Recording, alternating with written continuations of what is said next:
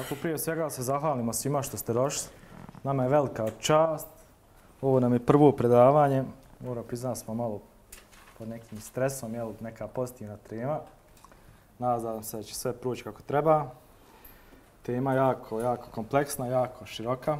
Vidjeli ste neku najavu u ono malo, kako se zove već?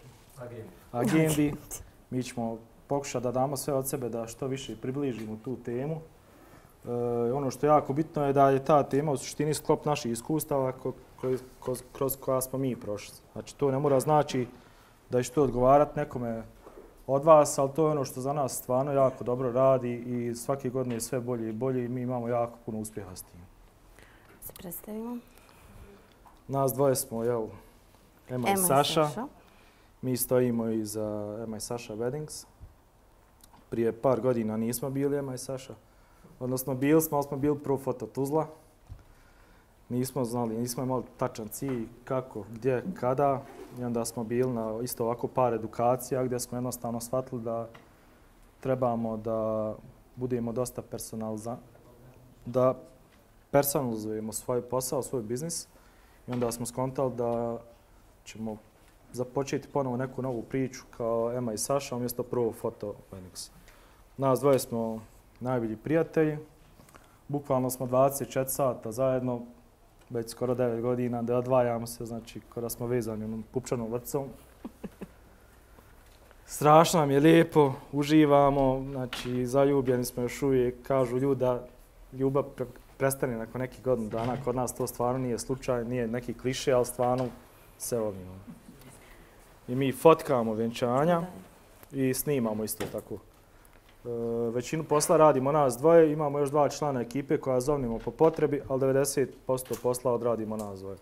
Znači u isto vrijeme i fotkamo i snimamo. Prije nego što započnemo uopšte našu predavanje u vezi naše teme, mi bi voljeli svima da kažemo koja je neka naša filozofija, znači poslovanja i nešto što mi čvrsto vjerujemo i držimo se toga na svakom vjenčanju. I za nas vjenčanja nisu one time job i nije nam, kako da kažem, nije nam važno samo da odemo, odradimo, naplatimo i da nas uopšte ne dotiče kako će se mladenci osjećati povodom toga. Uvijek radimo samo isključivo u korist naših mladenaca.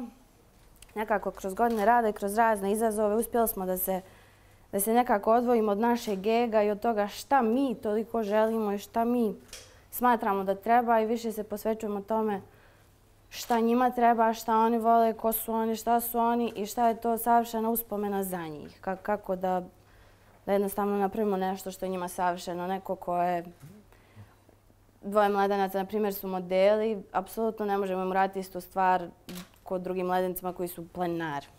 S njima idemo na planinu, s ovima radimo super neke stvari i tako. Emocije i momenti su nam uvijek iznad tehničke ispravnosti. To je znači kod nas slučaj, mi tako volimo da radimo kod nas. Smatramo da nakon 20 i ne znam nija 30 godina uopšte neće biti važno je li to toliko oštra fotografija, je li pravilna, je li bit će važno da je imaju. Tako da, eto, to je otprilike to. Ja sam htio samo da kažem za ovaj citat. Sometimes you wake up, sometimes the fall kills you, and sometimes when you fall you fly.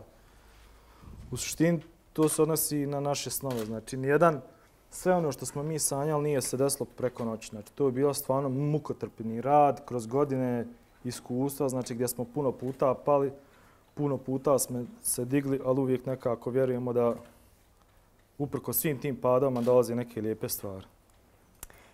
Prije nego što počnemo pričati baš o tome, htjeli smo vam pustiti jedan slide show. To je nešto najdalje gdje nas naš posao odveo, pa eto, malo duže traje, ali vjerujemo da će biti zanimljivo svima. Idemo malo se.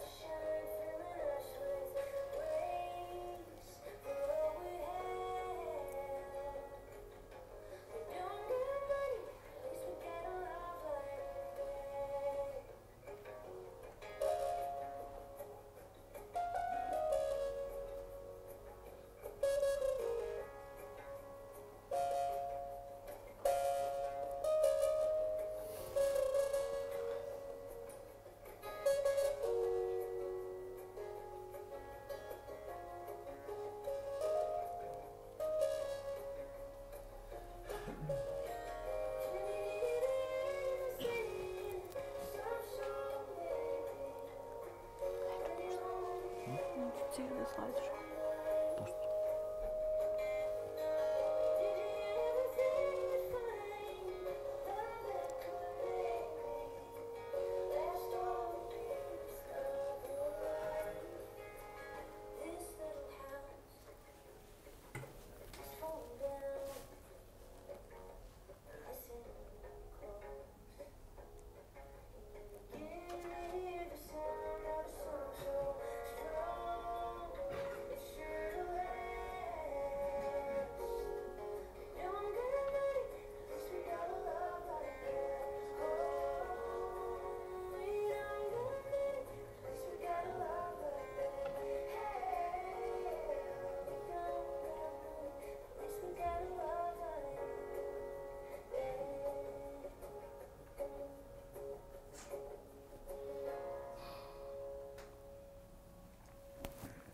Ima još jedan dio.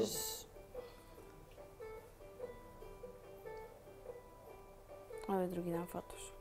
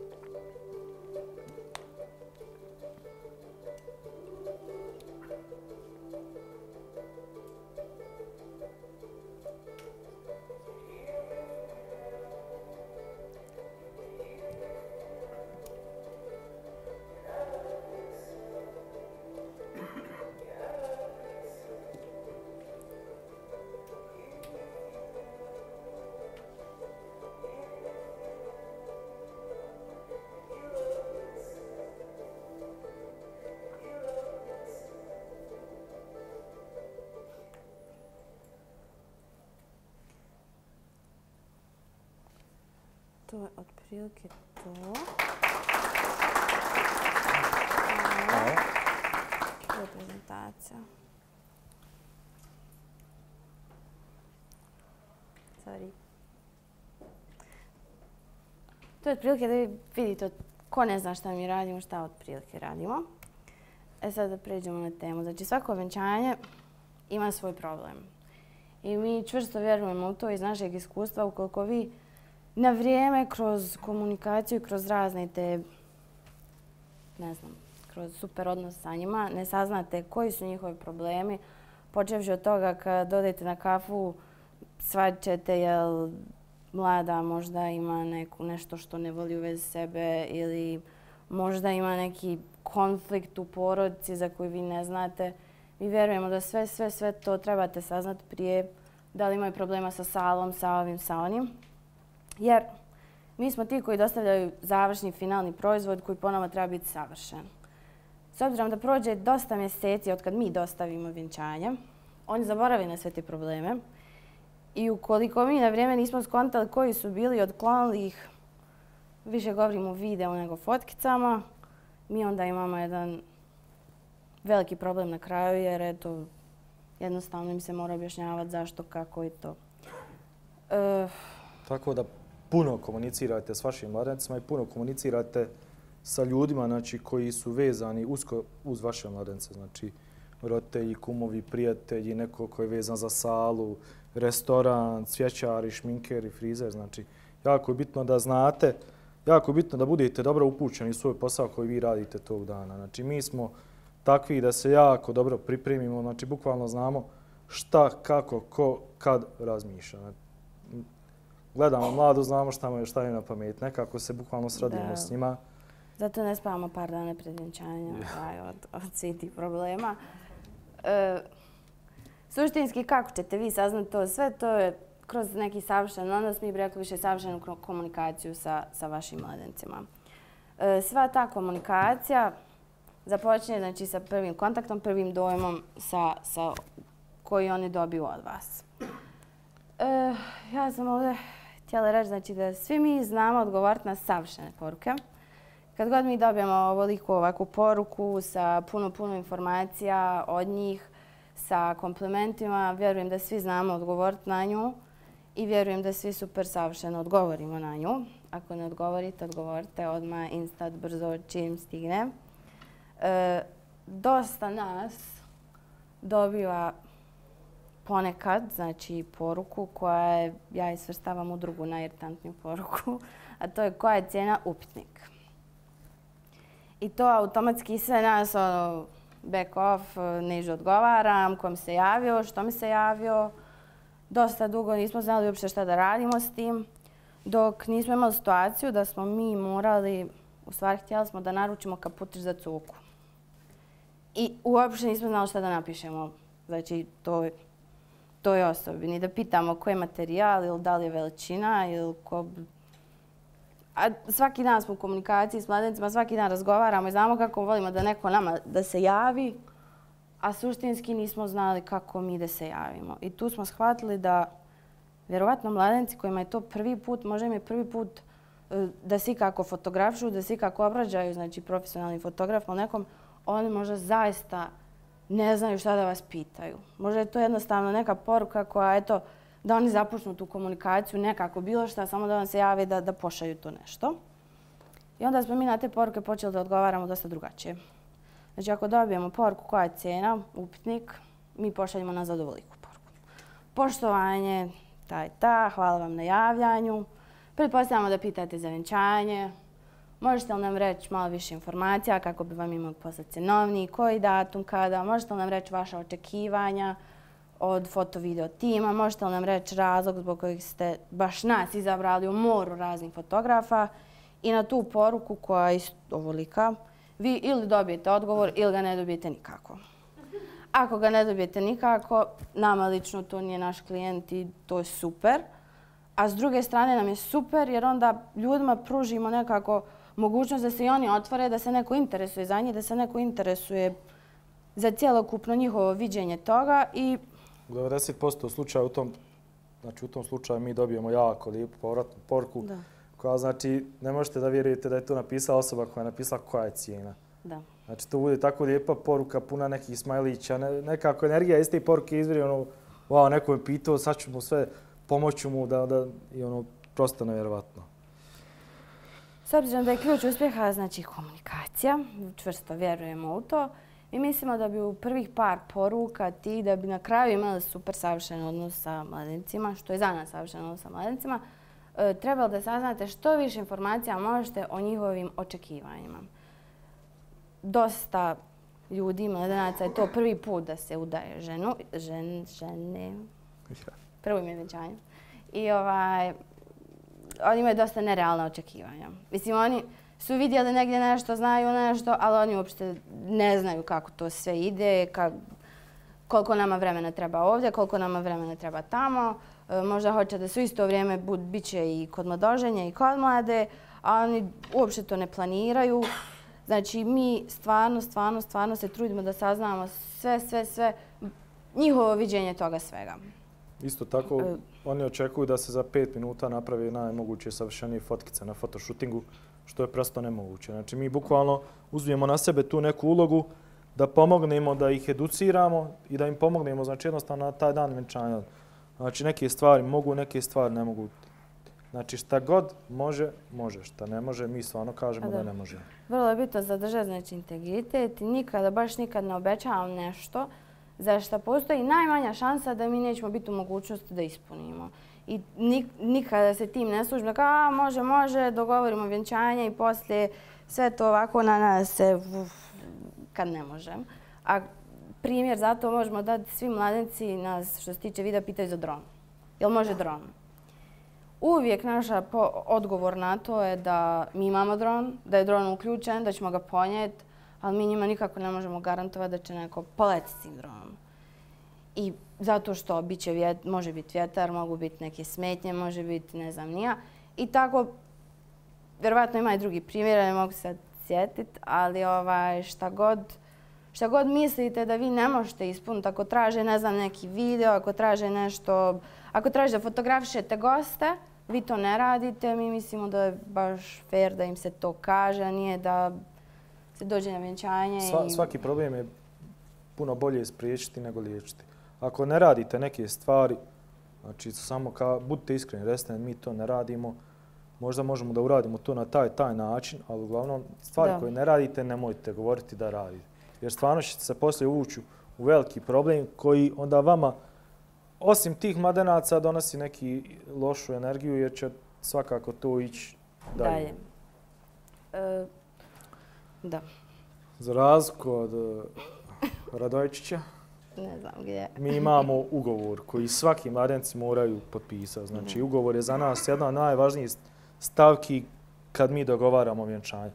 Ako mladenci ne želi da potpišu ugovor, što se nikad nije desilo, mi ne bi radili vjenčanje definitivno. Ugovor je tu znači, bukvalno da zaštiti nas i da zaštiti naše mladence.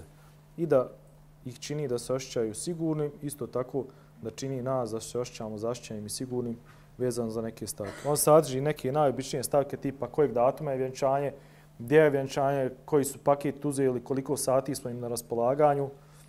Sve ono što ste se prethodno kroz komunikaciju dogovorili sa njima, isto tako mi lično bi preporučili komunikaciju preko poruka, jer tu uvijek postoji dokaz da ste razgovarali o tome, jer nekad zna doći do nesporazuma, neko je nešto zaboravio, ovako, onako. Uvijek imate pismeno nego preko telefona, jer opet ako dođete u neki, ne znam, nesporazum, uvijek to ide na vas, vi priznaje, dobro, ja sam to tako i to je to. Znači sve što se dogovorite sa njima, stavite u ugovor. Mi mislimo da to nije ništa ružno, da je to osiguranje za jednu i za drugu stranu, sve je super, sve je čisto, sve se zna koliko sati ostajemo, kad dolazimo i sve slično. Ali isto tako, u ugovor stavite sve vaše uslove rada. Gluposti, ali ako hoćete da jedete na vjenčanju, stavite da imate obrok na vjenčanju. Ili ako nemate obrok, da imate pauzu za obrok. Nama se dešavalo prije, kad smo radili prije 5 godina, lupam, vjenčanje je vrhunsko, znači mladenci su milioneri, sve je tip top. Muzika je došla i dovela 15 članova, mi nemamo gdje sjesti, nemamo šta jesti. I bukvalno smo skontali, to nema teoretske šanse da se više desi, jer smo mi na nogama, lupamo od 8-9 ujutru do ko zna kad. Nobody touches our food. Tako da mora se, to su neke najobičnije stvari. Isto tako što se tiče tipa sati. Prije je bilo, mladenci dolazimo kad hoćemo, odlazimo kad hoćemo. Međutim, sad se tačno zna koliko sati smo im na raspolaganju. I zna se koliko koštaju dodatni sati. I dodatne sate, bukvalno trudimo se da ih oni ne uzmu, jer se nekako psihološki pripremimo na lupam ti 10 sati i to nam je super, odradimo 10 sati i pičimo kuću. Ali oni ne mogu reći, možete li ostati još sat. Dobro, hajde, to ćemo kasnije. Što se ugovora tiče, mislimo da je najvažnija stavka u ugovoru koju trebate da stavite da bi se vi zaštitili kasnije i da bi to sve bilo super, rok isporuke materijala. Vjerujemo da svi imaju problema s tim. Mi svom srećom nemamo toliko, uspijemo nekako da iskomuniciramo. U zadnje vrijeme nemamo nikako, iako nam je isporuka od 6 mjeseci do godinu dana. Svi su super ok s tim, svi čekaju i svi su presretni kad dobiju svoj materijal. Nije još. Čekaju slike, pa onda. Možda se posvađaju pa se pomire kad dobiju. Ne isplati se. Tako da to preporučujemo. 3 mjeseca. To je bilo davno. Imaš pitanje? Šuti. Kaj? Slobodno.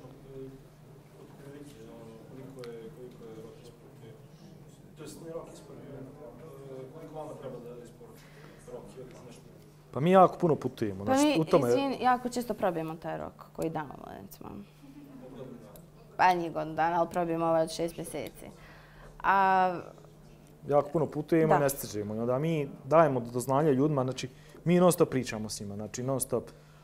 Ko što je Milan rekao, znači moj inbox se sastoji od mlade, mladoženje, mame, pa mlade. Znači pričamo sa prijašnjim mladima, sa budućim mladima, sa sadašnjim mladima, non stop. Znači bukvalno on nas prati i na neki način nas i voli i mi volimo njih. Nekako smo uspjeli da napravimo tu neku, i vjerujte poslije toga, znači stvarno, baš smo sad, evo, ajde, da ne skačeš s tim tim. Ne odnosi toliko na fotografije, nego mi radimo i fotkice i video i onda za video to dosta zahtjevnije, jer prije svega moramo da se odmorimo i da dođemo bar malo u to neko stanje kreativne te neke, jer nema smisla da mi fakat svakome dostavimo baš vjenčanje za njih. Nikad, na primjer, ne gledamo sad tuđe videe pa kažemo super, sad ću ovo iskopirati ovdje, nego uvijek non stop pregledamo te kadrove koje smo snimali na tom vjenčanju, razmišljamo šta ide uz njih i šta su oni, kako jednostavno to funkcioniše sa njim. Sad, kad ste vi potpisali ugovor, rezervsali sve super komunikacija, znači od rezervacije do vjenčanja. Mi smo uvijek tu za naše mladence, u pola dana, u pola noći, bilo kad, bilo gdje. Uvijek smo tu za bilo kakva pitanja koja oni imaju, jer samim tim, ako mi njima damo savjete, nikad im ne namećemo nešto, ali ako mi njima damo savjete i usmjerimo ih u nekom pravom smjeru, onda će nama taj posao biti super dosta lakši i oni će biti dosta zahvalni za to što smo im to, jel tako, pomogli. Šta je isto fazom kod nas, mi odgovaramo na poruke odmah. Znači ja imam obsesivno-kompulsivni poremećaj, čim vidim da svijetli mobitel, ja odgovaram. Bukvalno, znači zato sam ga morao okrenuti da ne bi šta došlo pa da ne odgovaram. Znači bukvalno odgovaramo na poruke odmah i to je ono što ljudi cijene. Ljudi kažu, joj pa mi smo toliko dugo čekali da nam drugi ljudi, ja ne mogu da vjerujem da ste vi odmah, ja nisam mi poslao poruku, vi ste odgovorili. Mi stvarno nekako uživamo u tom cijelom procesu i bukvalno se trudimo da i njima i nama olakšamo što je moguće, znači taj cijeli dan, jer jako nam je bitno da su svi znači, super zadovoljni. Još jedan savjet koji bi mogli dati što se tiče super odnosa sa mladencima je da se upoznate sa njima prije vjenčanja. Mi kad god smo mogućnosti odemo na kafu, jednom, 2 puta, ne znamo ni mi koliko god puta se sretnemo negdje u nekom mjestu, s obzirom da su oni uvijek negdje vani otprilike. Tu uvijek možete otkriti raznorazne stvari koje vama mogu super koristiti na dan vjenčanja. Jednostavno vjerujemo da je to nešto najbolje što možete uraditi što se tiče odnose sa njima, jer su oni tad vas već upoznali. Mi na sastanku, ako razgovaramo o vjenčanju, to je možda 5 minuta od 2-3 sata što ostanemo sa njima. Osim na vjenčanju, tek nekih zadnjih par minuta. Ajde da priđemo malo na posao. Nismo se zapričali da vidimo šta ćemo raditi, kako ćemo. I šta je, nama je ovo moguće zato što mi radimo mali broj vjenčanja. Da mi sad moramo izaći sa 100 mladenaca, onda mi ne bi imali život nikako. Mi radimo neki 15-ak vjenčanja gdje nam je vrlo lako se naći sa svima, porazgovarati i upoznat se i obično kliknemo sa ljudima, jer s onim ljudima koji ne kliknemo, mi ne radimo. Kad kliknemo preko poruka, onda ćemo još više kliknuti preko nekog kontakta uživo. Uvijek pokušajte da imate razumijevanje za mladence. Mislim da je isto stvar koja jako puno nervira fotografe i nas isto nervirala dok nismo shvatili odakle suštinski ona dolazi. Jest kad dođemo sa njima na sastanak i dobijemo knjižicu ovako fotografija koju on želi da se urade. I to je ono, okej, dobro, USA. Ali onda smo razmišljali kako smo razgovarali s mladencima, to suštinski ne služi nama da mi napravimo takve fotografije, nego on to pripreme sebi mlade, da one znaju kako da se ponašaju.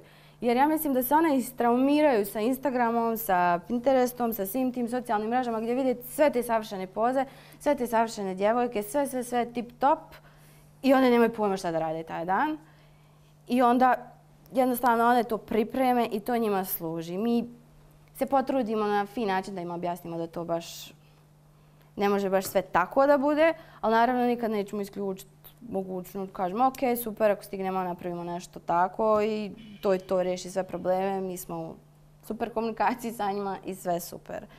I to je to. Što se tiče razumijevanja, znači, vjerovatno oni imaju problema i pritisak i od porodice, i od ovih, i od onih. Opet. Mi smo toliko uključeni u to, mi toliko volimo taj posao i nama zaista jedini cilj taj dan je da njima taj dan bude lijep. Koliko god nama bio težak i stresan i to definitivno ja mislim da ne želi svako tako da radi jer zaista troši. Imali smo recimo na primjer mladoženju koji je imao jako puno problema sa roditeljima.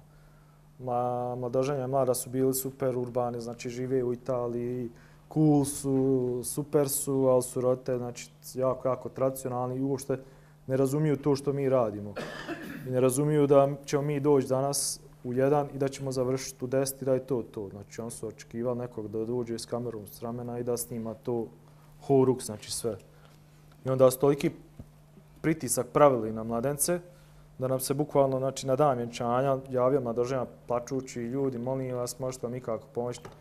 Otac pravi jako veliki pritisak na mene, izludit ću, bukvalno možete li doći, molim vas, bilo kad. I mi smo... Da, trebali smo biti tamo u 1, on je zvao u 8:30 ujutru. I onda smo mi se nacrtali, bili u 9 kod njega, odradili posao najbolje kako znamo i umijemo.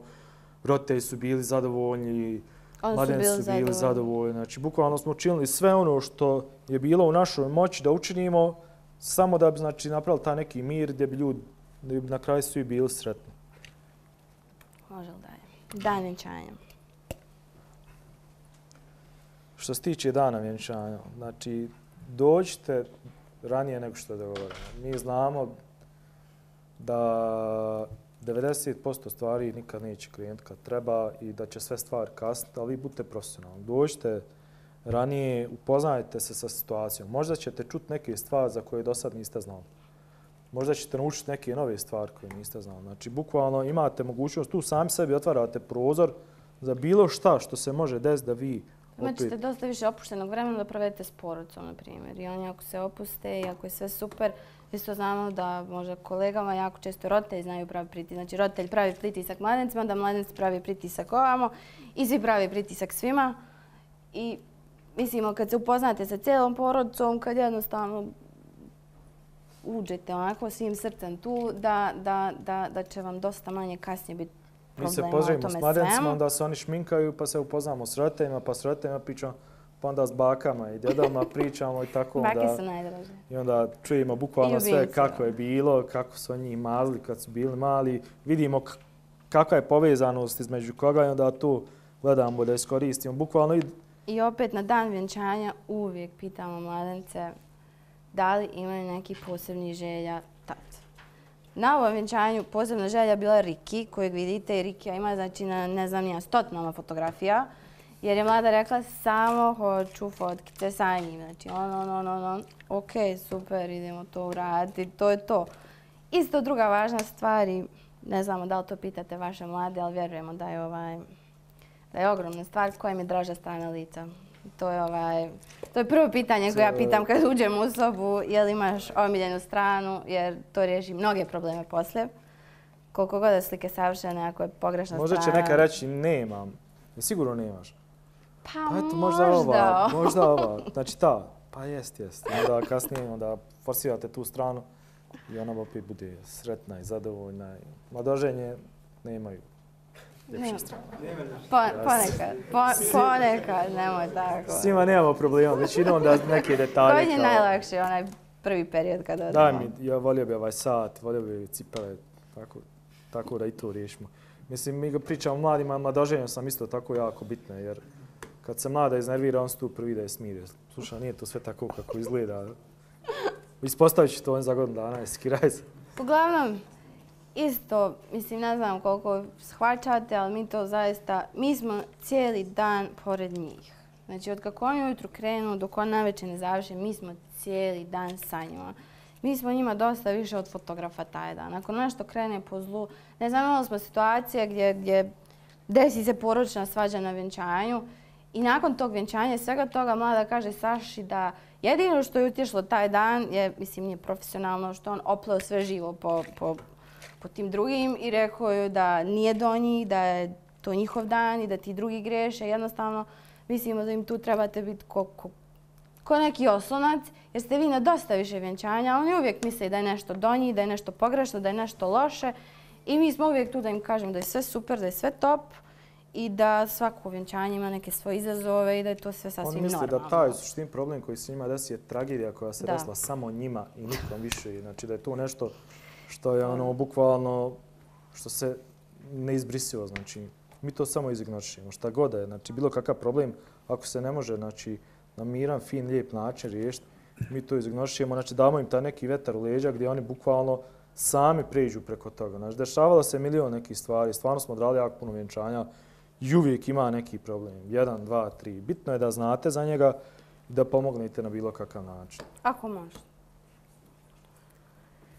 Prvo je najirritantnije pitanje. Kada će biti gotov materijal i non stop? Kad će biti? Ja, ajde sad ću ja to ovako. Znači mi njih educiramo od prve poruke da se na fotografije čeka. Ja mislim da iako je na preporuku da već znaju da su ovi čekali. Znači oni znaju da čekaju, da će morati čekati, ali znaju da će na kraju dobiti nešto što je isključivo za njih super, da će dobiti nešto što njihov video neće ličiti na video njihove sestre, iako smo njoj radili vjenčanje. Njihove fotkice neće ličiti na fotkice njene sestre ili tako. Znači bukvalno dobit će totalno nešto drugačije, nevezano ni za bilo koga drugog. Mi stvarno dajemo taj svoj maksimum da ih, opet kažem, sve dobro upoznamo, naučimo kako su, šta su. Možda se nekom to zvuči kao gubitak vremena, ali nama je to život. I onda bukvalno kroz prve poruke mi njih educiramo da je to jedan proces, da je kreativni proces, da se inspiracija ne može desiti sad, nego kad ona nadođe. I isto tako, znači oni znaju polako. Onda mi njih... To je sve super lijepo, friendly napisano. Ja, to je sve jako lijepo, friendly napisano. Sa smileyima. I onda oni to dobiju isto tako kroz ugovor. Znači da oni vide da se na isporuku čeka jako dugo i onda su oni ok s tim. I onda mi kad dođemo na vjenčanje, onda mi njima opet kroz uši provlačimo da se na to dugo čeka. Da smo napravili predobar posao, da smo prezadovoljni time što smo napravili, ali da će se to jako puno čekati. I onda na kraju vjenčanja oni pitaju, joj, stvarno je bilo super, ali eto, kad će biti fotkice? Čisto onako da znam. Čisto informativno. Čisto informativno. Pa mi kažemo, pa otprilike će se sačekati nekih 3-4 mjeseca za ovi prvi par fotkica, jer mi stvarno non stop putujemo. I onda mi dođemo kući i uradimo sneak peek, najkasnije 7 dana poslije vjenčanja, gdje oni, znači, pripremili su se psihološki na 3-4 mjeseca čekanja, onda dobiju 7 dana taj sneak peek. Taj sneak peek može sadržavati 10-ak fotkica, može 50-ak. Sve zavisi od toga koliko mi imamo vremena, odnosno koliko stvarno imamo vremena da se posvetimo tome da rasturimo taj sneak peek. Očekuju onda posle tih 7 dana, s obzirom da ste rekli 3-4 mjeseca, da ćete im onda za mjesec dana uraditi ostalo? Ne, oni su baš zahvalni. Zato što im napišemo da smo to baš uradili, a to ostalo. Da imaju dok čekaju ostalo. I onda druga stvar je, znači, svima, ja mislim, ovo irritantno, sve nervira, ali mislim da je jako važno da shvatite razlog tog pitanja. Nas mladenci jako često čisto informativno pitaju, isto ko što ja da naručim neki namještaj, možda bi, znaš kad će doći ili tako nešto. Znaš kad će doći da bude u kući da sačekam. Ja. Možda je čisto informativno, što mislim da ne bi stvarno nikog trebalo da nerviram i to i odgovorimo. Tako bit će za par mjeseci, kao što smo se dogovorili itd. Može biti da oni, ako su vam mladenci iz inostranstva, dešava se da oni planiraju godišnji odmor da bi došli i pokupili sve te stvari, da pokupili materijale i onda jednostavno sa njima vidimo je li realno, je li moguće, ako nije moguće ne obećavamo i to je to. Opet što je bitno, ne obećavamo stvar koju ne možemo ispuniti. Nećemo reći bit će za 3 mjeseca, a ne bude. Isto tako, razlog pitanja može biti što im svi drugi vrše pritisak. I to su nama mladenci rekli da im se to dešavalo, jer svi drugim govore pa gdje su, pa šta su, pa ovaj dobio za 7 dana, pa ovaj dobio za 2 sedmice, to mora da nešto nije u redu. Ljudi misle da smo mi pobrisali materijal. To mora da se pobrisalo, to mora da ništa ne valja, da on vama to ne dostavljaju i tako dalje. I onda dalje ide ovo objašnjenje gdje mi njih jednostavno, mislim edukacija, mi njih educiramo o tome svemu šta tu mi moramo da uradimo, kako moramo da uradimo i koliko još imamo vjenčanja prije njihovog da uradimo. I to ide ok, ako su gosti u pitanju, mi, na primjer, napišemo poruku, mi razumijemo da svi jedva čekaju te fotografije, ali vi jednostavno shvatite, ajde sad da govorim, ljepše bi to napisala, ali da je to uspomene koje ćemo ostati za cijeli život i nema smisla to zbrziti u, ne znam, par dana, a to ćete gledati cijeli život. Tako da to super uvijek prođe. Ne rastaju se. Kad to sve prođe super, ili to jest kad to sve ne prođe super, onda se pozovete na rok koji je propisan ugovorom. Ako vas non stop se javljaju, mi jednostavno odgovorimo na tu poruku, sve će biti gotovo. Ne, potrudit ćemo se da sve završimo u roku koji smo vam naveli u ugovoru. I onda na to pogledaju ugovor. To je zadnja naša opcija. Jer ga vjerovatno nisu pročitali prije, samo su ga potpisali. I onda gledaju ono, what the fuck just happened. I ono, a dobro, ja sam potpisao, nema šta i to je to. Ali opet, super je feedback, super su preporuke, nikad stvarno nije neko loše.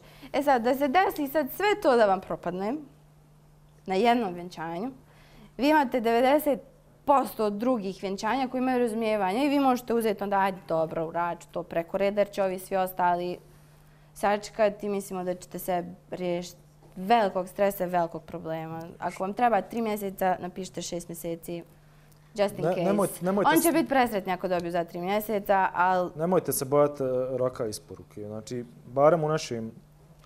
Kako mi to radimo? Mi stvarno želimo da naši mladenci, opet po 1000 puta, dobiju savršen materijal na koji će biti ponosni, na koji će se svidjeti njima, kojim će uživati, kojim će pokazivati svima mogućim. Mi bukvalno imamo mladence koji nosaju bukove sa sobom u svojim torbama i pokazuju. Znači svima hodaju po apotekama gdje rade i komercijalisti pokazuju slike. Dobro. A isto tako kad vi njih ispoštujete prije i kad izađete iz neke svoje zone komfora i toga šta ulazi u vaš posao i njih ispoštujete i njima pomognete, mi mislimo da će jako rijetko neko vama pravi problem poslije kad vi imate neki problem pa ne možete. Mislim, mi smo prošle godine imali privatne probleme, zdravstvene u porodici gdje nam se svašta nešto desilo i svi su imali razumijevanja da mi imamo probleme, da zaista ne možemo se u tom trenutku posvetiti tom kreativnom procesu i poslu. Hajde, idemo dalje.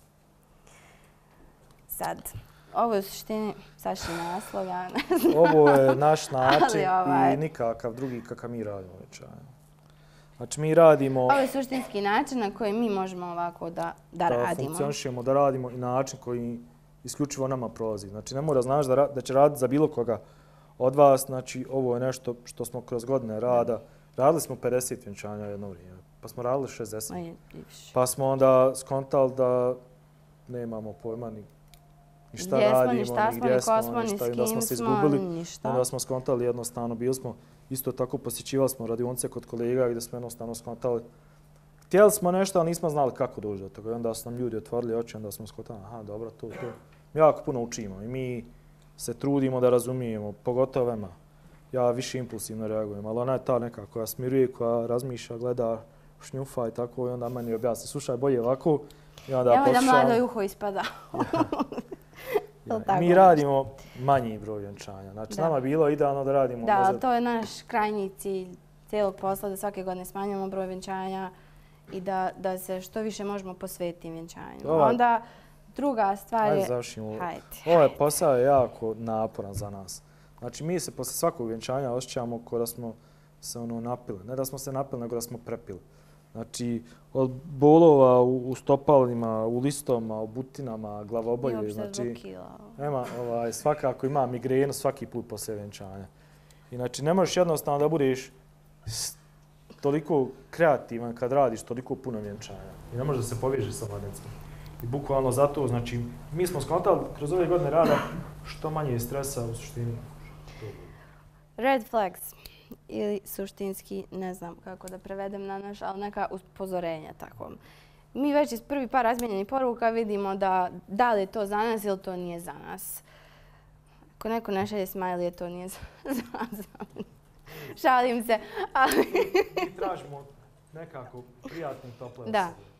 Mi tražimo osobe iz koji neka izvire ljubav. Da. Nama je to toliko ono kad neko priča o sebi, mi pitamo, pa dobro kako ste se vas, pa njih dvoje raspletu pričat pa se izgube jedno i drugo, pa vam tam, mi uživamo u tome. I vi onda vidite da se ti ljudi stvarno vole i da stvarno želi vas kao fotografe, da znači bukvalno jednostavno energija nam se totalno podudara i to je onda užvancija rad. A par puta kad nismo odradili tako, u stvari nije par puta jednom kad nismo odradili komunikaciju i bila je preko telefona, takav smo sebi problem doveli u tom trenutku u život da nam je to bilo strašno. Znači, Mlada je dobila savršene fotografije, iako je sve tog dana išlo nizbrzo. I onda nije bila zadovoljna svojom visinom na fotografijama, jer je ona dosta viša od toga. Ona je inače manja od mene. Manja od mene. Nije šira, ali manja. Kako se zove? Da, nije bila zadovoljna što nismo dodali kosu suprugu. Ovdje ovako, jer mi to moramo da radimo. Nismo potpisali ugovor. I nakon što je skinula sve fotografije i sve, htjela je povrat cijelog iznosa novca, jer to ona tako hoće da riješi. Nije htjela prije nego što je skinula. A svaku sliku je zaokružila i napisala razlog. Znači, zaokružila nam je pink nož koji oni drže da režu tortu, jer što će taj nož tu. Trebala je jezikom. Pa tako da od tad mi puno komuniciramo i na kraju to sve stavimo u ugovor.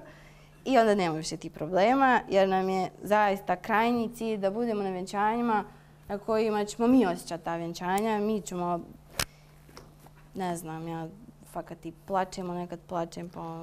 Gledam slide show plačem, ja sam na vjenčanju, baš... Kad imate mali broj vjenčanja i povežite se s takvim ljudima, stvarno se dešava jako lijepe stvari. Jer vi znate cijelu pozadinsku priču, znate šta se dešava na vjenčanju, i onda stvarno uživate. Vi radite i gledate to malo kroz kameru, pa onda skinete kameru i gledate ko neko ko je malte ne prijatelj. I šta sam još htio reći? Sad se nadovezujem. Mladenci vam nisu prijatelji prije vjenčanja. Znači, dosta ljudi je super entuzijastično oko mladenaca. Mi smo super, mi smo cool, non stop se dopisujemo. Evo WhatsApp, evo Instagram, evo Facebook, čujemo se ovo ono. Nisu vam prijatelji na vjenčanju. Znači, glupo je reći, ko što Milan kaže, klijent, ali on su fakat vaši klijenti koji žele od vas, znači da od najgorije moguće stvari napravite najbolju moguću stvar. Njih ne zanima kako, on ste to vidjeli na Instagramu. Da, mislim da se niko ne može toliko opustiti pred njima da taj prijateljski odnos prijeđe u neprofesionalan odnos i da oni dobiju taj neki feeling, jer ako postoji najmanja stvar koja nije bila ok, mi vjerujemo da će se neko uhvatiti za nju i reći to je ovako, to je onako i ne znam, mislimo da to nije ok. Isteklo nam je vrijeme, hvala vam. Mislimo da je najvažnije da vi nađete šta vama odgovara. Znači ovo sve što smo mi ispričali, neko može uzeti klap u kantu za smeće, ne sviđa mu se i ok, ali ovo je naš način funkcionisanja, naš način života. Mi smo non stop zajedno. Naše mlade su non stop u mi uopšte nam posao život nije nikako razdvojen. I to je... Nas dvoje. Pomirimo se. Svađamo se, ali dobro. I evo, pitanja i odgovori. Ta priča, mi to radimo drugačije u Hrvatskoj. Znači, shvatilo more. Mene zanima kolike su sad, je li to tanje ili nije, ali okvirno me zanima, vi možete živjeti od 15 takvih svatova godišnje, ali da se izvan sezonski ili ne znam. Kolike su vam onda paketi, cijene ili ne znam, čisto ono, ne morate u lipu. Pa mi živimo u Bosni i mi možemo cijelu godinu da riješimo našu rentu, neki, neću reći luksuzan, ali sasvim normalan, skroman život sa jedno 3 vjenčanja, 4. Znači cijene su nam od 2 do 5.500 eura i sve dodatno mogu uz to. To nisu konačni paketi. Da, sad mi sve jasno. Tako da, mislim, ali morate shvatiti, izvinite, da mladenci ne plaćaju toliko ovo, oni plaćaju nas dvoje. I oni plaćaju sve ovo što... Da. I onda kad se desi da imamo recimo 2 mladenaca na istom vjenčanju, to je takva ljubomora, znači da mi bukvalno moramo... Da moraš objasniti kako imaš 2 mladenaca na istom vjenčanju. Od prethodni, da. I onda mi bukvalno moramo s jednima malo, pa s drugima malo, jer to bude ono... Mislim, iscrpljujuće u neku neku ruku nekome, ali nama je super. Izvoli, htio si. Da li vam se dešava da imate 2 vjenčanja za jedan? 2 vjenčanja za jedan dan? Ne. Moraju doći Ema i Saša, znači jednostavno ne možemo ići. Pa možda nekad ako je samo fotografisanje, onda možda mogu otići ja, a on može otići na drugu. To bukvalno kažemo ljudima, znači slušajte, Ema je zauzeta, Saša je zauzet, može vam doći Ema ako želite, ali znači ne možete očekivati ono što vidite s 2 fotografa. Možete očekivati ono što... Ali mi imamo momke koji rade sa nama i koji su super divni i presimpatični i super rade. Ima još neko pitanje? Šta napišemo? Što nisi ovamo sjeo, rekao zašto najviše pitaju. Šta napišemo ljudima? Hoćete da odbijete nekog za venčanje? Pa nećete mu fotkati. Kažete, meni uvijek ponekako sramota me ono... Ne, znaš kako, ovo je... A ne, ali ušli su komunikaciju neko i onda... Ovo je prvo... Da, i mi napišemo, vjerovatno pretpostavljam da te oni pitaju da nešto radiš što ti ne želiš da radiš. I mi njima napišemo da to jednostavno nije naš stil, da mi tako ne radimo, mi radimo ovako, mi ne pridajemo značaj. Neko nama, na primjer, nekad pošalje spisak opreme. Da mi njima pošaljemo spisak opreme u suštini koji koristimo. Što njima to znači? Ništa, mi njima napišemo, mi koristimo najbolju moguću ili vrhunsku opremu. S kojim aparatima slikate? S Nikonom. Nikon i Sony, malo Sony sad. Nikon D750. I nemam pojma gdje sam se. Ja, u suštini da mi koristimo opremu koju znamo upaliti i ugasiti i slikati. I to je istina. I to je znači stvarno tako. Sad je Siša pričao o Blendi. Čuješ, čekaj. I eto. Hajde, jel ima još neko pitanje? Većinu radite venčanja u Bosni ili idete preko u odnosu na cenu koju ste rekli? Pa iznenadio bi se da radimo, recimo pola. Imali smo drugačije cijene. Imali smo cijene u Bosni i Hercegovini u KM-u, u inostranstvu u eurima. I onda nam se dosta dešavalo da jednostavno dogovorimo vjenčanje, ovdje dogovorimo kuće vani i koliko god mi to volili, sve visini novac.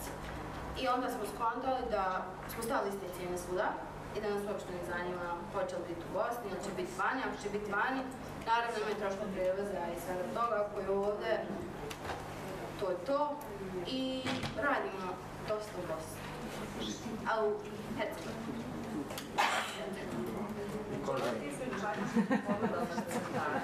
I klasični venčanje u Možemo pustiti klasično venčanje iz Sarajeva, je li to okej? Ako je neko zanimljiv. Nije znači ono većinski što radi. Kako misliš? Zato što su važno ovdje jako drugačiji. Vidim da tih venčanja negdje vani što je rađeno, pretpostavljamo. Mi smo radili... Da, radimo mi svoje venčanje. Jer to je sam način uspostave odnosa s klijentom, da upružiš venčanje na njegovim područjima da vidi kako izgleda, a ne recimo venčanje izvana. Ako me razumijete, isto znači gradi se povjerenje, gradi se ono da on vidi šta se dešava sa našim izvodnim vjenčanjima ovdje i tako dalje. Ja ne razumijem pitanje, možeš malo se... Ne, ja sam razumijela. Pitanje I oni na svojoj stranici imaju dosta radova, kako bi rekla, različiti vjenčanja. Ja znam šta pitaš, jer na primjer nekad mladinci kad vidi ne znam, ogromne sale, da, oni se poistovijete sa tim i kad dadiš materijal koji nije adekvatan tome, onda imaš problem. Da, mi imamo plesa, njima vjenčanje, imamo slideshow i imamo, na primjer, pošto jako je sramota reći, ali evo reću, jako smo doradnu web stranicu, onda smo kompenzaciju napravili na YouTube kanalu i onda na tom kanalu imamo sve moguće vjenčanja, od, ne znam, od svih mogućih vjerskih vjenčanja do vjenčanja iz BiH, vjenčanja vani. Svako, ja mislim da može naći šta njemu odgovara. Ako neko traži da vidi nešto, ako je vjenčanje u Hercegovini, mi ćemo naći par vjenčanja iz Hercegovine i poslat ćemo to da vidi, jednostavno po tome da se postoji. Uvijek jako iskreno. Znači, nikad ne šaljemo vjenčanje iz Perua da vide ljudi koji će se vjenčati u Tuzli. To će stvarno. Znači, to je bukvalno ono... Poslali nekom iz Perua da vas A video isporučujete na koliko vremena? Kako video isporučujete? Imamo različite pakete za strance. Dobro. Oni uopće traže kraće videe. Duže nego. Oni traže kraće videe, stranci traže kraće videe. Stranci traže kraće videa, ali suštinski nama to dosta više vremena otme da se to nešto jako lijepo napravi. A za naše ljude ovdje isporučujemo od pola sata do sad su paketi 20 sata. To je da roditelji budu sve zadovoljni da imamo svašta. Mi u paketima imamo broj fotografija koji će 100%. A mi, znači, prosjek napravimo neki. Na paketu napisane su fotografije gdje mi na taj broj sati mislimo da je to minimalan broj fotografija koju mi možemo dostaviti. Mi to stavimo u paket. A onda, na primjer, ne znam, paket je 600 fotografija, mi ćemo dostaviti 1800, tako i 1800 su super fotografija. Uopšte ne gledamo to. Mi smo bukvalno, to je jako pametno. Mi se na svaki mogući način osiguramo da ćemo mi raditi perfektan posao. Znači, od pripreme na početku, dogovora s njima, educiranja mladenaca, znači pripreme prije vjenčanja gdje nam je sve puno, sve čiste su kartice, hard diskovi su spremni, kompjuter, sve živo, do dana vjenčanja gdje bukvalno sve oblikujemo prema sebi, a oni misle da je prema njima. I onda na kraju ta isporuka gdje napravimo najbolju moguću stvar. Nekako dogovor nam je minimalan i ne možemo nikako faila da ne ispunimo taj dogovor koji smo dogovorili sa njima, a uvijek dosta više dostavimo od toga. Jer nam je dosta lakše lupno smontirati 3 sata. Jer imate super odnos sa bivšim lancima. Jel imate možda opciju čuvanja materijala? Pa mi čuvamo materijal, prvo vjenčanje imamo, ali to... Jel ne možeš čitav broj vjenčanja čuvati godinama i godinama? Znači da mladicama ponudite neku opciju 3 do 6 mjeseci u slučaju gubljenja. A ne, to je ugovor je napisano da mi ne odgovaramo. Zato napuštemo isporučimo, mi ne odgovaramo uopšte za čuvanje materijala, ali mi imamo prvo vjenčanje koje smo radili na hard disku. Mi sve čuvamo, nikad ne znam. Znači, osiguramo se ugovoru, ali sve. Može samo jednu brzicu pitati. Kad ste promijenili cijene, odnosno kad ste odlučili promijeniti cijene, što mislim da se bez obzira kojom se fotografijom neko bavio u jednom trenutku se desi, jel napreduješ, promijeniš opremu, ne znam.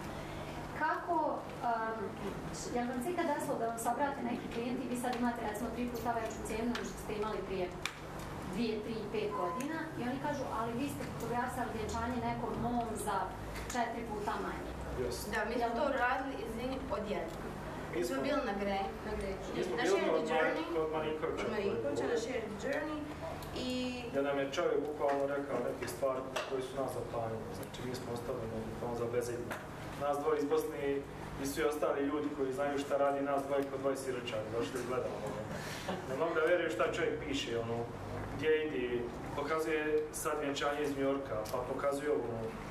I ajde skrati, onda smo došli kući i automatski smo napravili nove pakete i digli nove cijene, ali to nije bilo više za par stotina, to je za par hiljada maraka, znači digli smo skroz cijene i naravno javili se ovi, vi ste radili ovima, šta?